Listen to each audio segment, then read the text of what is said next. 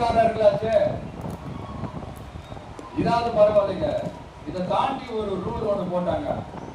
பஸ்ஸுக்குள்ளேயே இருக்கணுமா, பஸ் விட்டு வெளியில வரக்கூடாதா, கையை இவ்வளவுதான் தூக்கணுமா, இப்படியே வரணுமா, மக்களை பார்த்து சிரிக்காத, மக்களை பார்த்து கையசைக்காத, இப்படியெல்லாம். நானும் என்னவோ ஏதோ நினைச்சங்க. செம்ம காமெடியா இருக்கு. I'm just enjoying like anything. நேரடியாவே கேட்கிறேன், சிஎம் சார் மிரட்டி பாக்குறீங்களா? அதுக்கு இந்த விஜய் ஆள் இல்ல சார், அதுக்கு நாம ஆள் இல்ல சார். என்ன செஞ்சிருவீங்க? மேக்சிமம் கொள்கைய சும்மா பேருக்கு மட்டும் வச்சுக்கிட்டு குடும்பத்தை வச்சு கொள்ளையடிக்கிற உங்களுக்கு இவ்வளவு இருந்தா